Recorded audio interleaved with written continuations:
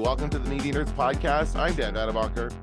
And I'm Kenton Larson. Hello, Kenton. It's an episode of Media Nerds again, finally, after all this time. And it kind of feels like a waste spending so much time away from this podcast.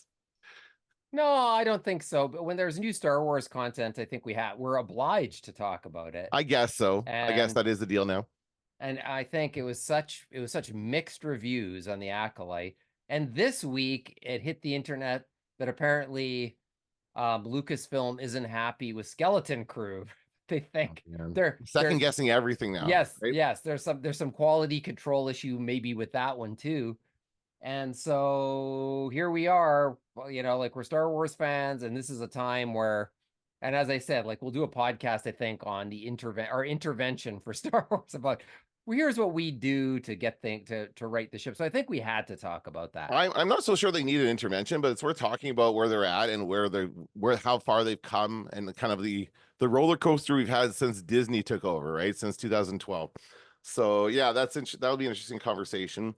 But this week, because we've been away from Media Nerds so long, and I think that there's been a fundamental shift in the way we consume content on TV specifically, but it also relates to movies and the way we don't really go to the theaters anymore. I thought it'd be a good conversation to talk about just general TV watching, and ask the question: is it better watching TV now, or the way we watch TV now, than it was 30 or 40 years ago, right? In the 80s and 90s, when TV was arguably at its height of like popularity and had its most viewership for shows, when we had things like MASH getting, tens of millions of viewers and that kind of stuff. That doesn't happen anymore. So those are that's the golden age of television.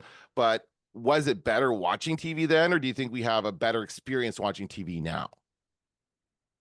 We have the same experience, except that experience changed when we could record things, and now everything's on demand. So it's hard to say. It depends. It depends on how you're watching what we call TV. But YouTube is worse than TV ever was for interruptions at this point. It's brutal. I disagree. I fundamentally disagree. I think YouTube Why? is TV now. YouTube has become television. But it's more irritating than TV used but to be. Kenton, I just think you don't like interruptions. You don't like that kind of advertising. I teach it. I know, but you don't like it. I love it. I love it so much I teach it. But I think YouTube has mishandled that. I disagree. I think they're doing a great job with it. They've really tried different things. Oh, please. I don't want this to be just about YouTube, but I do think that YouTube, like when you look at like where TV is going, you see a lot of, for example, British television. I can go there and find pretty much any British television show I want that's been uploaded. Whether or not it's legitimate or not, I don't know. Unfortunately, that's not always the case, but they don't seem to care as much about it if it's outside their country. But a lot of older shows are also going there. I can go on there and see a 24-hour stream of like old Transformers cartoons or G.I. Joe stuff or that kind of thing from when I was a kid, because those brands, the companies that own those properties, are just streaming them and making revenue off the YouTube live streams. That kind of stuff is television. It is essentially the same thing as what we were doing 30 years ago, right? But it's worse. It's worse because I'm watching a 10-minute TV show with 15 interruptions with a countdown clock. Like, they're not selling stuff with the ads. Like old TV was actually selling us stuff with ads, and we sat there, we watched it. But what YouTube is doing is pushing people to subscriptions by irritating them with ads. And to me, that's two different strategies. Well, YouTube seems to do that. Like I noticed that's the first thing. The first ad I get is always like to premium. They always want to push me to premium as soon as I open the app or whatever. Yep. And that's never going to be the case. I've tried it. I don't think it's worth it. I really don't. I think the one thing YouTube could do to really make it worthwhile is to include movies, include a huge lot. They have movies. They have so many movies. They have a small fraction of them are free. We can watch like a little bit of films free with ads, it'll say. But they're awful. They're all really low budget, like really crappy films. You don't see any of the good stuff there. And I think they could make a good selection of older films available for free or with ads, and people would watch them there. And I do watch a lot of movies. A lot of movies I watch on YouTube are just movies that nobody cares about the copyright anymore. Like a lot of old Roger Corman movies are up there. Nobody cares. A lot of old TV series are up there. And so I'll just watch them on YouTube. And the perfect thing about these being old series and the series anyway, is that the commercial breaks are already in there. So they just pause it when it's already been cut up for commercial breaks. You just pause it, insert your YouTube break there, and then it works fine. I think the problem, like maybe what irritates you the most, and it seems like you're watching videos with a lot of ads, and there are people who are like just max those out and cram those breaks in there as many as they can get to maximize their profits. That's too much.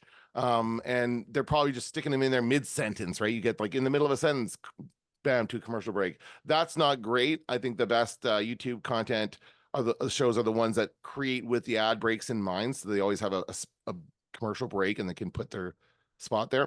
But Anyway, but but YouTube, one more thing, where YouTube used to say you there's skippable ads and non-skippable ads, and and those still exist. What's changed is now YouTube goes, oh, you can skip in 5, 4, 3, 2, 1, and sometimes you still can't skip, yes, yes. and sometimes that is over anyway. So it's just getting your eyes trained onto the screen on the false promise that you can skip when in fact it would go to the program content even if you didn't touch the skip button. Yeah. So I just the psychological games being played with that just drives me crazy. It I really don't think does. it's It makes me intentionally crazy. psychological. Like they're No, I messing think with it us. is. I think it's a I glitch in the system. It's like they're not because I see this kind of stuff all the time. We'll shift it to CBC Gem, which I think you Yeah. also use CBC Gem as a Yeah. streaming service. I'm probably going to be using it for the Olympics for the next 2 weeks. I was just watching the opening ceremonies of the Olympics in Paris live on CBC Gem on my Fire Stick. I have a Amazon Fire Stick that I use for my set top box. And so CBC Gem also has skippable ads, I believe, don't they? I I feel like they think it's do. just ads. Or maybe they Well, don't just have ads, but they'll yeah. they'll have what I noticed on CBC Gem is they'll have different versions of ads that are meant for different platforms, but the system doesn't know the difference yet. It hasn't figured that part out. So I'll see, for example, and CBC Gem is because it's Canadian, there's not a lot of advertisers. So unfortunately, we see the same ads over and over again, which is a problem. That's just a Canadian thing, though. That's I don't know if that's ever going to go away for us.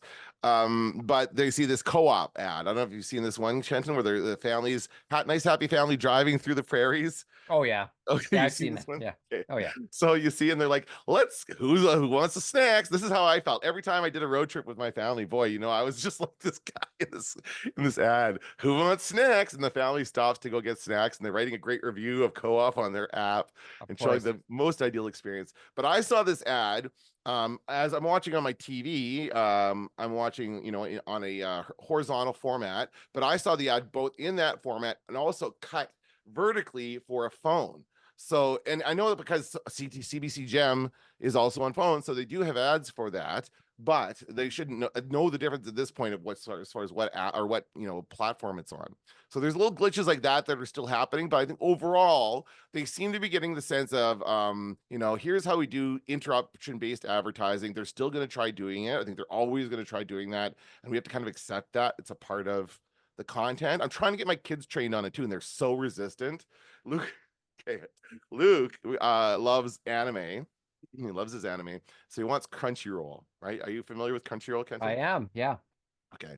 And this is hilarious because he's like, Dad, can we get Crunchyroll? And I'm like, okay, well, let me look into it. And I look and I see all these things. Here's what you get with premium. And all the premium stuff says ad free, ad free, ad free. And I said, oh, is there like a free version where you can just watch with ads? And Luke's like, yeah, but there's a million ads and I hate them and they're awful and they're so bad. And I'm like, well, why don't we just try it and see how it is with ads? And then maybe we'll pay for it later. And he just does not want he just is so against it. I'm trying to train my kids to be more accepting of advertising because I think Yeah. it's a necessary part of it. Well, but don't forget that advertising also is showing up as product placements and part of the content marketing. And so, like, it bugs me when a network tries to have its cake and eat it by giving us product placements at the same time it's giving us interruptions and sponsorships, like the Olympics. Live sporting events are a perfect example. It just never stops. Yes. And it's like, it doesn't need to be so heavy-handed. Like the World Cup has figured out a way, like you watch uninterrupted soccer for the time they're playing. There's ads on the field, but they've decided that you are not going to interrupt this. At Formula One, they shrink on TSN, they shrink the Formula One action into like a square, like about this big of the screen. And then, and inevitably, that's when something happens. like during the Of course. commercial. So then the commercial takes up the most. Then you see a little like car crashing in the corner. You're like, what happened? What happened? Then you come back and then you go to Twitter and everybody's like, thanks for for missing the best part of the race. Like everybody's angry. So Well, I think they need to decide what's right for what content. yeah, but it's also like, for example, I saw that happening during the they were doing that during the live or during the opening ceremonies rather. Actually, Yeah. it's funny because I tuned in, I thought, what the hell is going on here? Because they showed, it looked like they had four screens going at once. And it was like somebody who was in the, because this year they're going all in on the Seine River, Kenton. They had this Oh, big I know. controversy around whether or not they're going to swim in the Seine, whether or not it's clean enough. The mayor and the prime minister or whatever, the president of France, swam. They did swim in the river, didn't they? Yes. Someone swam in Well, it. the mayor did it. Okay, the The mayor mayor did. did, I think. Yeah. Somebody swam in the river, and then the whole opening ceremonies is all happening along the river, and so Yeah. all the athletes are in the boats. These boats floating along the river, and so we had a reporter in the boat with the athletes, and they're like, but their bandwidth was not good, so that's like cutting out, and it's like one of those kind of freezing images. And then another one, they've got these drone shots of the boats kind of going around, and then I'm like, whoa, this is too much happening on the screen. It The was really, really confusing. the drone shots were the Canadian soccer team trying to cheat. No, no, They're still flying around. They're still recording everything just in case. but then they Oh, cut back and then they go kind of had a better shot of the different stuff, the different things going on. And it was actually interesting. And then they would go to an ad break and they would just make it smaller and have an ad going. So you're seeing more yeah. of that kind of stuff definitely during the live events. The one thing I also wanted to talk about was, as long as we're talking about streaming services, is Tubi, which has been one of my favorite streaming services for a while. But recently it came out that it is the most popular as far as users, just people going there to watch movies and TV shows, more popular than the Netflix, Disney Plus, any of the major What? streaming services. Yes, That yes. can't You be didn't hear true. this? Yes, I'll find the piece. Tubi is more is what has more active users than Netflix. I find that impossible to believe. Hold on a second. Is Tubi is ad supported video, right? Yes, correct. Yeah, I had it. I had it once because I wanted to see a short film that I couldn't find anywhere else. So I watched the short film and then I canceled it forever. You So don't have to cancel. This doesn't cost anything. yeah, but you know, they've got all your stuff. They start emailing you basically 1 second in. You just unsubscribe from those. Yeah, that's what I mean. That's what I did. Here we go. I unsubscribed from the whole damn thing. Okay, here we go. From the LA Times. Nielsen data show that May was Tubi's most watched month ever, with an average user audience of 1 million viewers, up from 46% from a year ago. The streamer edged out Disney Plus, which averaged 969,000 viewers, and also beat out Peacock, Discovery Max, and Paramount Plus, while topping free competitors such as the Roku channel and Pluto TV. YouTube is the only free ad-supported viewing service with more viewers than Tubi. So, and Tubi is basically, I would say, 90% old content. It's not a lot. They have some original stuff, very little, but it's mostly old TV shows and movies. And I think that's where people are going now for their old TV shows and movies, or free It services like that. it may I think the comparison is probably ad supported Netflix. The people who choose to have ad supported Netflix versus ad supported Tubi, right? That wouldn't surprise me if there's Well, it more didn't ad say, you're right. support. To be fair, it did not say Netflix in this article. So it said everything but Netflix. And I would argue probably Prime is up there too. Prime is a weird one because they just don't Oh, care. They just care about their delivery service, and that's all people are subscribing for. And so they kind of play outside the rules. They do what they want. But yeah, the ad supported service. Now, I have not tried the ad supported Netflix yet, but I'm almost there because I've canceled my Netflix. I've been out more than a month now from Netflix. I don't care about whatever's coming out there. I haven't heard about anything that's come out there that I've wanted to see. the talented Mr. Ripley is fantastic. That's I think Is it a that's movie or a series? it's a series and it's a gorgeous thing. It's beautiful to I'll watch. get to It's it. so well done. And it's nominated, it's also nominated a lot for Emmys, but it's deservedly so. But oh, and there's a couple documentaries I like there.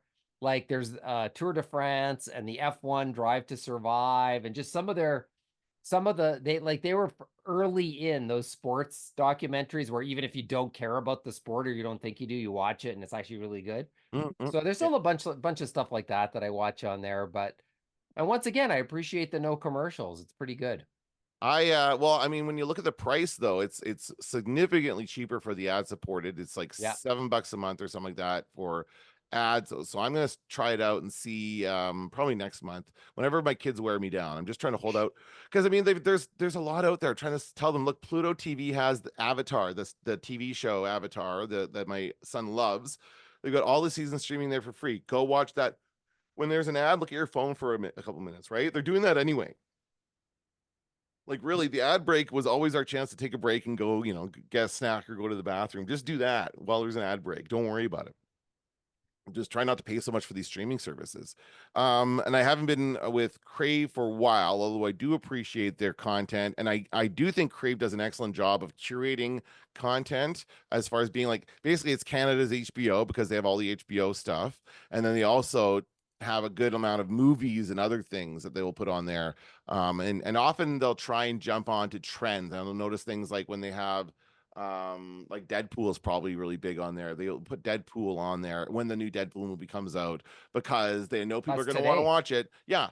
So Yeah. so but they'll do that for like the Fast and the Furious. Whenever that movie comes out, they'll put they have all the movies and they'll promote them and they'll make sure they have all that stuff available. So they capitalize on what's going on in popular culture as far as around movies and that kind of stuff goes.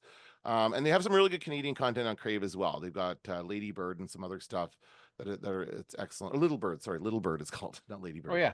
Yeah. But yeah, that kind of stuff is great. But I've been without it again. This is the kind of stuff where I'm gonna have to pick and choose what services I want to pay for, and just taking a break from that kind of stuff for a bit. You know, How about House of the Dragon? nope, don't care about that. Oh, See, here's the thing: I don't care about being involved with everybody else. So that's I'm like obviously I don't care. Like I see, it kind of comes up in pop culture and stuff, but I'm not really engaging in that conversation. And I hear it's good, and I'll get to it it when I is. get to it. Yeah, it is. And so it really is getting to the point for me where it's like I will watch it. I'll probably get a month of Crave, and I'll watch it that all in 1 week or something like that. I don't like to binge watch. I still am not a big fan of like watching a bunch in a row, but I like to watch like one episode a day for a week or 2 weeks or something like that. That's a nice way to watch shows. So I might do that with other things. Another thing I'm doing, or with other shows rather, another thing I'm doing is I picked up DVDs of seasons of shows that I know I'm gonna watch, like this, The Wire. I have season 2 and season 3 of The Wire, which I know I know is an excellent. Oh, sorry, this is 3. This is 2. I know this is an excellent show. I've not seen these yet, and it was only like what was this? These are $6 each for the whole season, and it's nice. They've got a nice Oh, box and everything. I owned all of those boxes. I only kept These are the yours. last season. Did you give them Oh, away did I get recently? it might be I could have. I don't know, but Property of Kenton Larson, I 555. No, sure. I only have the last season because that was one that I actually want to watch that one again. I like the way that last season really sews things up. Okay. Yeah, So interesting. And this has got a bunch of like it's got all kinds of like the characters broken down and stuff. yeah, So I like this kind of stuff. So I've been watching for more of this. yeah, So I'm not so beholden to the streaming services because I just found out I was spending a lot of money on this kind of stuff. And I would go through the same thing with cable, right? Cable used to be the same thing. Where it was like I was spending $100 and getting all these different channels and different packages, and then every once in a while I'd want to cut it because I wasn't using it. I wasn't watching all these different things. And I think that's ultimately what killed cable was that it just was too rigid in its format. And then they're calling it now linear television, right? You've heard that term as far as like cable TV's linear TV. It's where you go to just to watch it in real time when you don't want to watch when you don't want to have a choice over what you watch, I guess. Oh yeah. So as far as the experience goes, do you think you don't think it's better than it was when we were younger, 30 years ago? what do you mean? Like all Just of this stuff as a whole, or do you mean I feel like, hey, here's the thing. We have all these different streaming services, yeah, each one of them putting out their own content. It used to be we would go to the TV, turn on the TV, and just flip through the channels and see what was on. We kind of still do that, but now we have to do it for every app. So we have to go to Netflix and see what's on Netflix, and we have to go to Crave and see what's on Crave, and then to this one, and then like it's like, oh, what are we going to watch tonight? And you're spending 2 hours deciding on a movie, going through all the apps. And whereas before you would just turn on the TV, flick around for a few channels and find something to watch, right? I feel it was way easier, way yeah. better when we were younger. Well, there is such a thing as too much choice. Yes, that's And exactly it. Too much choice. the band X has a song. called See How We Are, where they go, the freedom of choice in the USA is driving everybody crazy. And oh, and he goes, yeah, there's seven kinds of Coke, 700 kinds of cigarettes. Like, who cares? And so that's sort of what this has become. And I find like I have a list of shows I want to see, kind of like you. Like I don't have a Paramount Plus subscription, but there's 5 shows I would like to see on Paramount Plus, and I wrote them down on a piece of paper. But as time goes by, and this is probably the same for everybody, you're like, I really want to see these shows. I'm going to get the 7 day free or whatever, see as much of this stuff as I can. And then time goes by, and I'm like, nah, dude, I don't need to see the real. And you realize you don't need to really see anything. Well, It's whatever you it's what you want to see, but maybe there's too much to see, and maybe any reasonable person would just say, I choose nothing. well, there's no urgency to it, right? The urgency is Yeah, completely nothing. gone. And by the Yeah, way, you might just wait a few weeks and that might roll into Prime for all we know, or whatever other, it might roll yeah, into Netflix. yeah. Like they're getting Paramount Plus is in trouble. Didn't they get bought by Skydance or something? There's something going on there. I don't And remember. it's one Yeah, of those things that happened, and it's like they were really struggling. And I mean, I think Paramount Plus was one of those ones that launched too early because I got my 7 day free trial early, and there was no content there at the time. It was very, very early. I should have waited, or they should have waited rather, to build up more content. I had it again recently, and there's more stuff there, and it is good stuff. But again, there's just too many different things. It used to be you paid one fee, one like cable. Here's my cable bill. Here's my monthly payment for one thing, and I can get all these different things. Whereas now they want you to pay for each one of these streaming services separately, and I don't like that. And I think a lot of people don't like that as well. They don't like that it's adding up. They don't like that they have to keep track of all this stuff. My mom is really good at it, by the way. She is great with the Prime. She handles the Prime stuff, and she will like immediately sign up for a free trial or for a discounted month because they've been rolling those out on Prime lately. And then she'll immediately go in and unsubscribe so it doesn't automatically like charge her. So she's really good for that. And she recently used that to do a BritBox subscription. right. $3 a month for BritBox. We have BritBox for a month. I share the subscription with her, and nobody seemed Prime doesn't seem to care about that. They're not locking down on locations or anything like that. And so I've been having a great time watching the IT Crowd again, which used to be on Netflix, right? This is where it's gone differently. Like basically the BBC has pulled in all the content that it had licensed out to all these other streaming services, and it basically says this is our content now, you have to come to us for it. And now all these different companies are doing this with their content, and it's just become too difficult for people to navigate, I think. Yeah, I think so. I think so. It is a lot, and I will like. There's the rare thing that I will seek out, and if there's the only way to see it is to get a 1 month subscription or something, then I will do it. But that's rare. That's like it's probably once every 2 years that I would even bother with that. But also keep in mind, I still have like the cable TV scam is that I still have 1,000 channels because what you realize, and at a certain point you go, wow, this is expensive. I should cut down on the channel. So then you call and you as you start to realize it's always the same cost. It doesn't matter. You can you can cut 10 channels, but the package you have is priced so that it would be about this. It's like you get maybe even a few more in the package. So if you start cutting, you lose the package and then you pay more for fewer channel. So you just get it just becomes this self-fulfilling thing. And there, but I'm of a generation where I like this week there was a fire in Jasper, Canada. And I wanted to stay up to date on that. Now it's true that CBC uploads that stuff online, like it's available a little bit later, kind of stuff. But I still crave the live news, and up until the US election, I'm gonna want CNN, and then after that, maybe not. But it's hard. It's hard. I find it a hard habit to break with traditional cable. I Now, like it. are you still using like a cable box with like a PVR and recording your shows and that kind of stuff? Uh, well, the PVR now is cordless. Right. But yes, you can if you want to record shows, but everything's on demand, so it's reduced. You don't really, let me think. Virtually everything is on demand, so it would only be the occasional live thing that isn't on demand, So you basically, you know? go, okay, it's Sunday night, House of the Dragon. Let's just go, and it's there, and you just Oh watch it, yeah. basically. Okay. Oh yeah, Yeah. exactly. Yeah, for the most part, it's on demand. See, with the occasional live event or something like that that is not available on demand after the fact. now, you might not be aware, you're clearly not aware of this, that CBC has been streaming live everything on YouTube. Yeah. Their news network, they're doing so much better with this stuff. And I think they're like, there's somebody there at CBC who's niggling away at the people who are being so controlling over news network. Because it's not called, is that called that? What's it called now? I got it wrong last time. Now I'm self-conscious about it. CBC News Network. That's what it is, right? The I news think channel. CTV is Newsnet, right? I So used to I don't call it know. CTV, CBC News World is what I used to call it. Anyway, CBC NN is what it says in the corner. So I believe it's called News Network, and it's their live news channel, and it's good. It's like I've watched it for years. They do good coverage on that channel, and it is streaming live on, and CNN, by the way, is streaming live on YouTube quite frequently, and other major NBC, other major US networks will stream live on YouTube when big things happen. So last couple weeks, when all these things have been happening with the US election, every single time I went to YouTube and there was a live stream going on that would give me details about it. The Jasper fire, I went to YouTube and saw CBC was streaming live. I got all the details right there. So I don't need to have cable to get that stuff.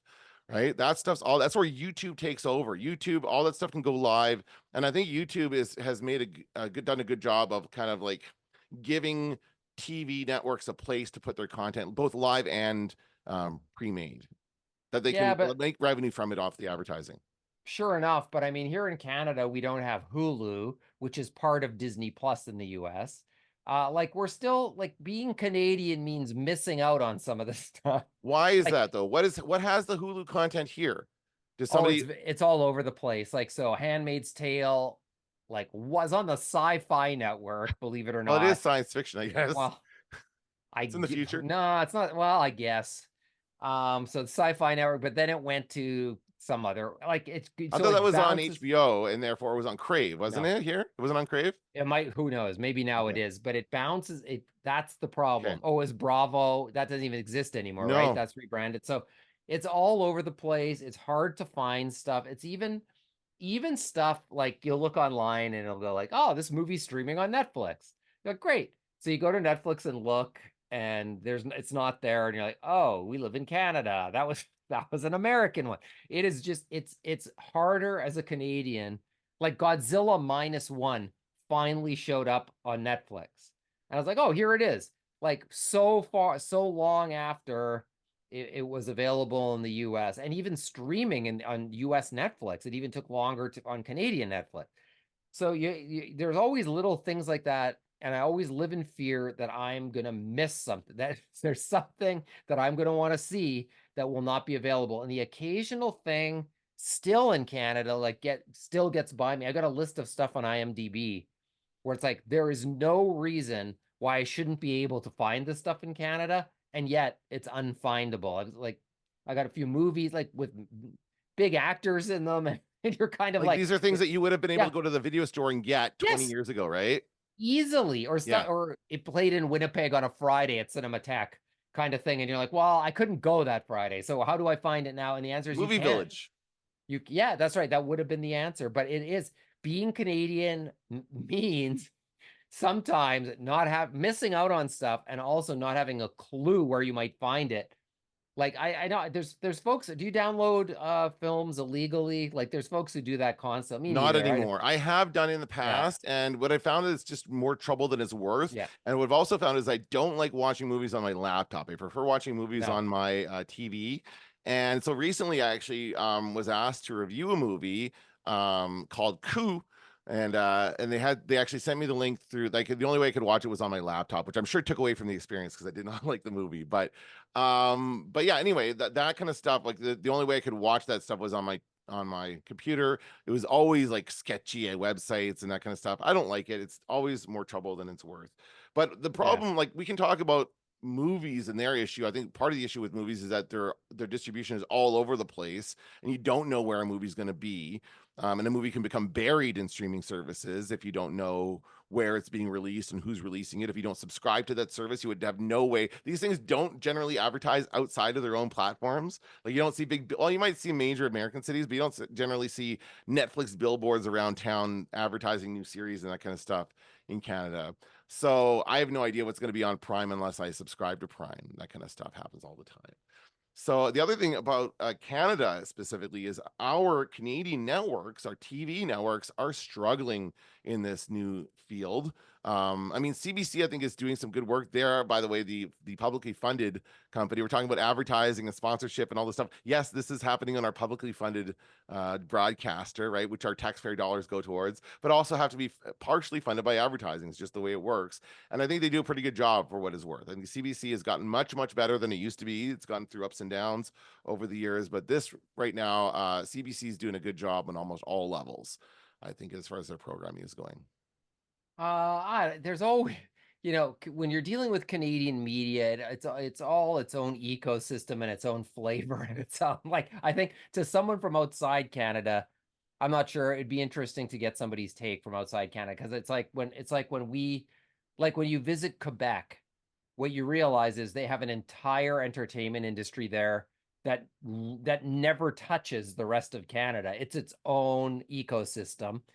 Every once in a while, there's a break, like Celine Dion came out of that, for instance. But that's the rare exception. So you go there and you kind of see, oh, look at, like, wow, like you can watch TV all day there and just go, wow, like this is just not like the kids programming, the news programming, it's all just its own, the entertainment and variety show programming. It's all its own thing. And I wonder, I think we're used to CBC and Global and, what every one of these does. But I think if you're from outside of Canada, I think it would strike you as being somewhat quaint. Like it would, it just kind of there. It's kind of like the Canadian journalists are afraid to ask hard questions. I can't help but notice in recent, Fair enough. in Yep. recent, like things like that, where you're kind of, the aggressiveness of American newscasters is quite different than the passiveness of Canadian ones. I Mhm. think it might be safe to say, maybe not all of them, but Yeah, I'm also talking about their like TV and other kinds of programming, like radio programming and that kind of yeah, stuff. Like trying to think about sure. everything they're offering. Um, but yeah, like the interesting thing is that the major networks are struggling. Recently, Chorus Entertainment, which owns Global, lost a bunch of rights to a bunch of stuff like HGTV and a bunch of like Yeah, American brands that they are rebroadcasting. They lost a bunch of those to Rogers, which is another one of the big Canadian cable companies that now Rogers getting more into this because I don't think they were before, at least not here in our part of the country. Because as far as I knew, Bell Media owned a bunch of TV channels and Course owned a bunch of TV channels, but Rogers didn't own TV channels, and now it does. Because now it's trying to get into this part of it's got to own all aspects of the business, which is what these other companies well, do. it's merged with Shaw. Right. Yes. Merged with Yeah, Shaw. It's but again, all these big companies were in the monopolistic part of capitalism, late stage capitalism. As I've heard this stated a few times, and so we have just a few big companies running this stuff, and they're struggling. They're all very much struggling. yeah, Coors just laid off a bunch of people, 300 people or something like that yeah. last month. And of course, Bell, we heard they laid off many people. They're still trying to answer for that, or not doing a great job of answering for that. And they don't know how to survive. They don't know how to make money. And streaming services, I don't know if they're the answer, not for the Canadian. Like it's got to be. I don't know what's going to happen, but it's strange how like all these big streaming services like Netflix and well, what else is there other than Netflix? Prime, Well, Disney Apple Plus. TV, like Yeah. Apple TV Plus. They make good content, but I have no idea how many actually people subscribe to them. Like but the show, like I want to watch that Time Bandit show. That looks good. Oh, You I know. heard. Did you hear Terry Gilliam stormed off the set? He was so angry at what they were doing. Well, I mean, Terry Gilliam's kind of an asshole, right? Isn't he known to be an asshole? So I don't really care about that. Yeah, but he made So Time what? Bandit.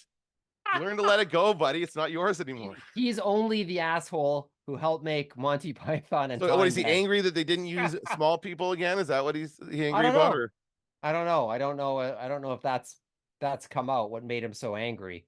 huh. But he apparently didn't like what But they're clearly Taika putting a lot of Waititi was money into doing. that. Apple is like just going all but the thing is different about it is Apple, if we're talking about movies, will release things in the theater. They'll put the that Killers of the Flower Moon was in theaters, right? When it was up for doing its Oscar run.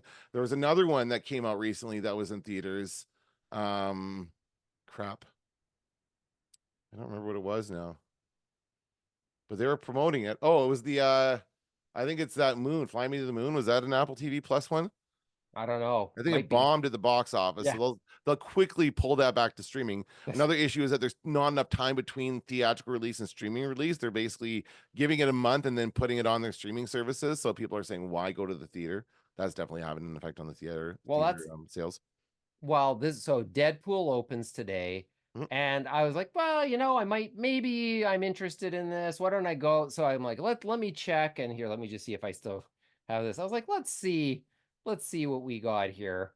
And so the options that popped up, and let's see if I wrote them down. Yeah. Okay, so IMAX, Screen X, Real 3D, or D box. And I was like, you know what? I don't care what any of the like let me just check what time the shows are. So like 3:40 p.m. I was like, well, which one is that? And I, I was so I just looked at the app and I was like, I'll just watch it at home. Like that's enough. Like I give up. And then there were that, and what happened is what happened with everything now. Happens with everything. The first round of reviews are all fanboys. And they're like, this is the world's greatest movie. This is the best movie ever released. It's revived Marvel. It's the best. And then 2 days later, the kick in the ass comes where they're like, this isn't that good. This isn't, it's not gonna save Marvel. It's boring. It's it's fan service.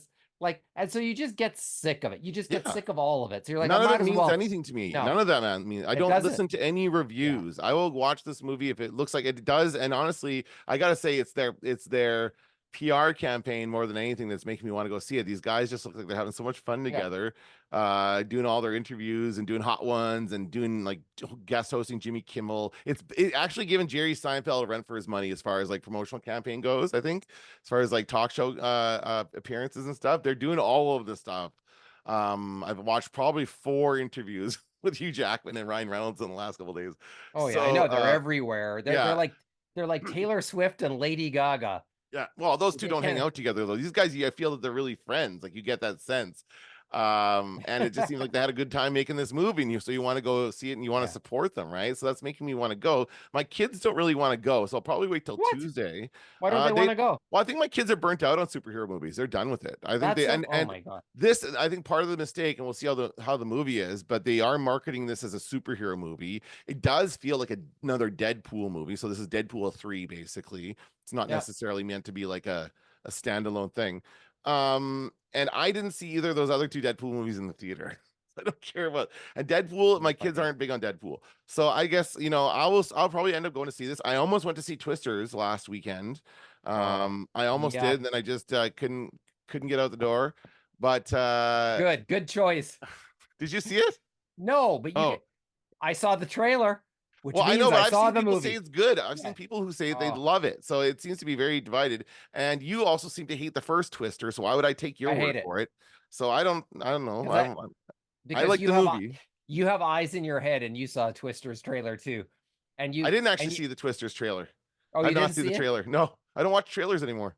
Well, good for you because that's the best way to make you want to go see the movie is to not see that trailer. All right. That trailer, I mean, look, the movie relies on boneheads driving into the twisters. And so here's my idea for a film Inferno, and where a bunch of Inferno chasers get together in cars and they drive into the middle of an inferno. That's my idea. It doesn't happen in real life though. People do really chase storms in real life, Kenton. Like Yeah, I but this is better because they chase fire tornadoes. Huh? It's gonna be great. They're pitch it gonna to sci-fi. they're gonna drive right into it. They're From gonna the turn into creators of skeletons. Sharknado. That's the next one after the That's Sharknado that's people, right. right? That's right. Okay, what were we talking about again? TV. Do Fire you twister. so let me ask you this. When you sit down to watch TV, do you like sit Yeah. down and go, what am I going to watch right now? Or do you have like a thing like it used to be you sat down just to turn it on and see what's Yeah. on? Now do you go into it with more of a plan or do you scroll around like aimlessly for a while before you settle on something or what's your kind of thing? No, I usually know what I'm gonna watch. It. There's usually if there's stuff coming out on a weekly basis, I give that priority because I don't want to get into a situation where I've got 15 episodes Right. to watch all at the same time when I'm in teaching school or something like it's just too unmanageable. So if it's coming out 1 hour a week, it's manageable, and so I'll start with those. And then there's usually like something that I want to watch on streaming, like Shogun on Disney Plus. I've sort of been chipping away, just finished that last night, and it's great, fantastic show. Um, so usually it's like a balance of the two, but I usually know, like, it's rare that I sit down and I go, I got nothing to watch. Like, there's always something to watch. How about you? I see. I try to be more organic and try to figure out what I want to watch when I'm sitting down. And I do watch a good amount of older TV. I do still really enjoy that. I was talking about for a while Happy Days. I was Yeah. watching. I'm currently watching The Munsters. I'm in the middle of watching The Munsters. It's fun. It's so much fun. Oh yeah, it's great. I love It the took me a Munsters. while. The Munsters is very formulaic, but it really once you understand the bit, it's so funny, and you just appreciate everything they do on the show, like the effort they put in to like really do some cool special effects, which I'm sure it was a low budget show. Like it was not like they're not breaking the bank there, but anyway, But it takes you um, back to that time. it does. It very much does. As far as the newer stuff goes, I'm not gonna watch it on anybody's schedule anymore. Like I'm not watching the boys. I've not touched the boys season 4. I know it's done now, right? It's over. It is. And I just stay out of the conversation online. I find it's easy to do that. I can just like scroll past videos or whatever and scroll past posts about it. People are pretty good. It's not the wild days where people just posting stuff on Twitter. Remember those days, Kenton? You could just the minute after the show's over, what was the one with Game of Thrones, the purple wedding? Or Oh whatever, or the yeah, red wedding. yeah. It was like the minute it was over, it was spoiled on Twitter. It's like those people are more respectful now than they were. Maybe not everywhere, but Twitter is like a ghost town these I don't. days, but I it's don't. also the summer. Social media is always deader in the summer. Is that the problem with Twitter? There's no. It's the Oh, summertime. oh yeah, that's part It's of like it. the mall. The mall always got Yeah. dead in the summertime as well. I think people just got sick of the misinformation, of the spoilers, of the trolls, of everything that makes the internet terrible. And Yeah. so there's just less of that stuff. I think people's tolerance for it is over. And with the American election coming, I think, we're not fully into it yet, but we'll get there. And we'll see some variation of what we've seen in the past. And that's like, how could anybody have the stomach for that? It's just, especially with AI now. I find it interesting that cable people have kind of turned their back on cable now as an option. Like they're not cable companies are not recovering, it seems. When I was at Yeah. CTV, I heard a lot of stuff about this is from like the higher up, it's at the head office about how the pandemic made businesses shy to advertise and they were going to come back. I don't think that's happened for them, and that they're continuing to struggle with how to bring people in to watch these shows. And CTV, Yeah. like if you go on the CTV app, it's you can tell it's the same. It's the same company that owns Crave, right? They have the same crappy interface, and Crave is bad. CTV is also bad, and you can watch a number of things. I can watch Three's Company on CTV. That's really great. I can watch some older shows. There's a couple of things I can watch like one episode of, but a lot of the stuff is still. Oh, I remember what I was going to say. A lot of the stuff is still centered around pushing people back to that cable TV box, right? They're like, you have to have a subscription in order to access this content.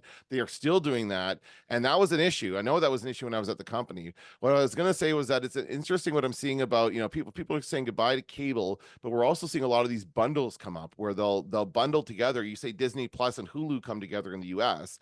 Well, why doesn't that happen in Canada, right?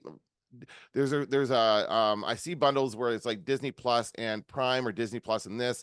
When you go on Prime, like the actual platform, you see all of the streaming services there, even Crave, even Apple TV. They're all kind of available on one thing. So they're trying to get us back to that one platform with all the things in one place, because otherwise it's just too many different things to go on. But they're all trying to do this. They're all trying to make us like it's basically recreating the cable platform in a different way, right? It's the same kind of thing. And it's just frustrating that I just kind of wish that we just had stuck with cable and just leave it the way it is. Like it was Well, fine. The I like the recording. I like that kind of stuff, being able to skip the ads. They really didn't like that. I think that PVR thing is was here and gone so quickly. I don't think advertisers liked it at all. no, of People course had the not. ability to skip ads, like completely skip the ads.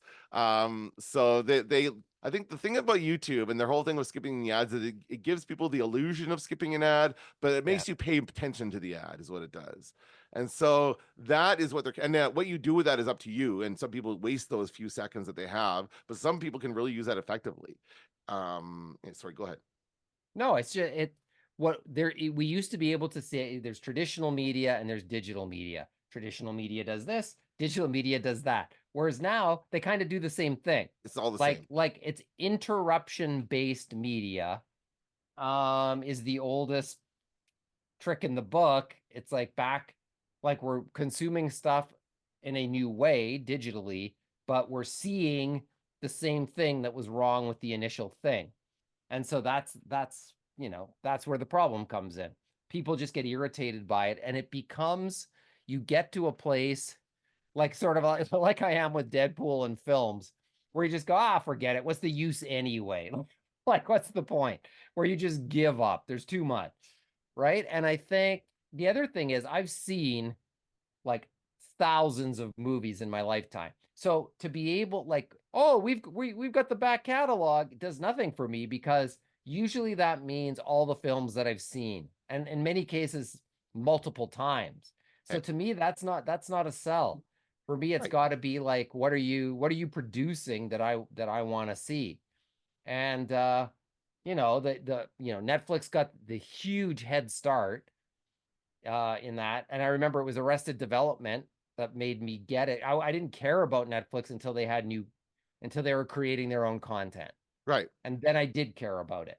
But But so for me, that's what's necessary. yeah, I understand that. And that's the difference between a paid streaming service and a free streaming service, I think. Like Right. Netflix does have an okay selection of movies, like older movies, not great though. Like I would never go to Netflix to look for like a classic film if I wanted to watch something like actually just watched Breakfast at Tiffany's for the first time this week. No. And so I probably wouldn't find that on Netflix. I actually have it on DVD. And actually that's what I'm finding for a lot of movies like that. I'm finding they're not available or they're just available like for a rental or a rental, like a purchase fee or whatever. But it's difficult to find them on these actual streaming services that I'm already paying for, which is another reason why I canceled Netflix. So yeah, not a lot of movies there, but you're right. They are putting together good original content, and that's where they kind of differentiate themselves. So we have those platforms that are creating content, and then we have those platforms that are basically just repurposing other content that's already been created for other reasons, and so they can exist kind of together because one is being paid for and one isn't. But Yeah. there's only so many that people can pay for, right? There's only so many of these services, and meanwhile the smaller countries, I would say probably a lot of other countries like Canada are in the same boat where there's not enough people to sustain. Like you can't Crave, it probably does not have enough subscribers to sustain itself because it's Canadian, because there's not enough people in Canada to really make a lot of money doing that. So they probably have to, I don't know, they like it's all Bell Media, so they must have other things they do. They have the CTV app, they probably have other apps they do as well to try and get people to watch, but I don't know. Well, a hit show in Canada used to be about 1 million viewers. Now I'm sure it's less than that Sure. because of the nicheification of the media. But and that what like Canadians are charming in their viewing habits in that they still like Survivor. Anything with Sheldon in it does pretty But well. again, if you get Stack TV, you can get all that stuff. I see it Yeah, advertised to me all the time. You don't need cable for that. You can just get it. And Stack TV, I think, is a good example of like what that could be because they also have like a channel guide where you can go on and just see what's streaming. Where you can yeah, get all these are all channels that exist on cable TV. So you get all those channels, and you can also get all the shows on demand. I think that's great. I'm not really interested in any of that content right now. It's all very mainstream stuff, and I'm not really looking for that. But at some point, I'm sure there will be a show that'll bring me back to that, and I will subscribe and for at least a month. you know, yeah, for but that's sure. not good for them. They don't like that, right? They don't like people churning through their subscriptions. They want me to subscribe for life, and I'm not just going to do that, you know, forever. I'm just going But to, go back and forth. the other thing that's different than what it used to be is television was a family event where the family sits down. And usually dad would say, we're watching this. And the kids would go, but we want to watch that. And dad would go, yeah, when you buy a TV, you can watch that. And you'd be Sort like, of, oh, and so you'd watch whatever it is. And then in the end, you'd end up probably liking whatever it was. sure. And it was fun to watch it with your family Yeah. too, Oh right? That yeah. was a good experience. Jeopardy, Yep. Jeopardy, the ultimate Oh, family yes. viewing experience. And Wheel of Fortune to some extent too. But now TV has become a solitary Well, now everybody Hey, has their own TV. yeah, Everybody has their own yeah, little TV. And even like when my kids come home, they're all off in their rooms watching their yep, videos and stuff on their own shows. I'm trying to do more. We're gonna have a movie night tonight, actually. We're gonna watch something.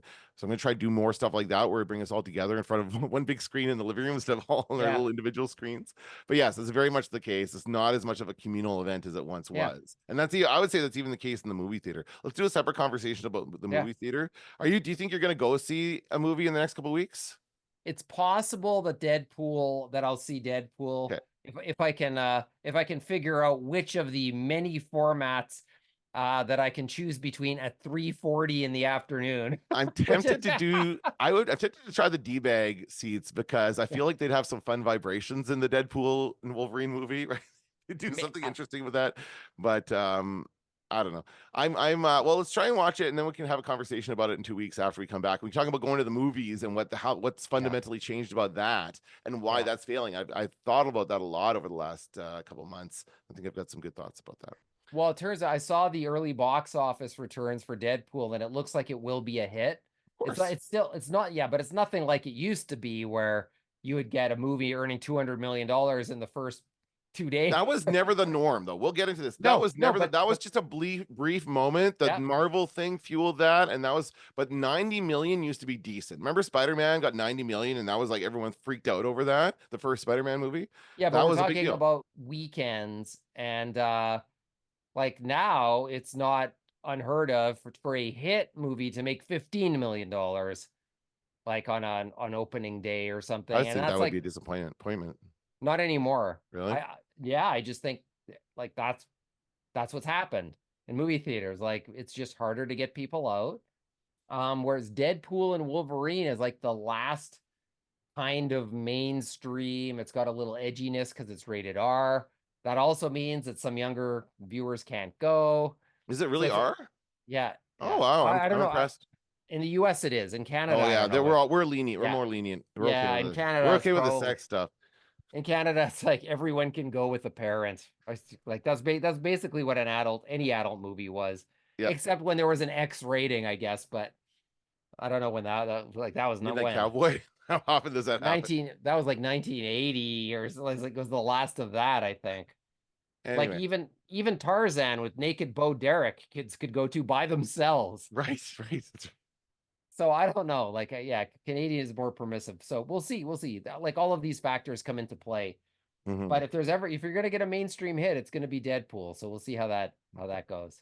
All right. Well, let's leave it there. I think that, we'll keep an eye on the streaming. I'm looking forward. I'm going to watch the Olympics, probably some of the Olympics on CBC, and we'll see how that goes. But I'm just, I think the cable companies have to realize what's happening and shift to streaming. Then I think Stack TV is one of those things for one of those companies, but the other ones are not doing the same thing still. Yeah. I'm still frustrated by my former employer, Bell.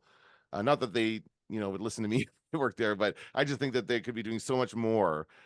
They're still not on TikTok. They're still not on YouTube really, and everybody else, even global, will live stream to YouTube now, right? They Yeah. realize that that's where people are. That's where people are going for their news. You have to be there. And Yeah. they're also live streaming to TikTok, by the way. I opened when Biden addressed people, whatever, a couple days ago or whatever that was. First thing it was when I opened it up was he was on TikTok. So this stuff is everywhere. You don't need a cable subscription anymore to get your news. Kamala Harris started her TikTok account yesterday.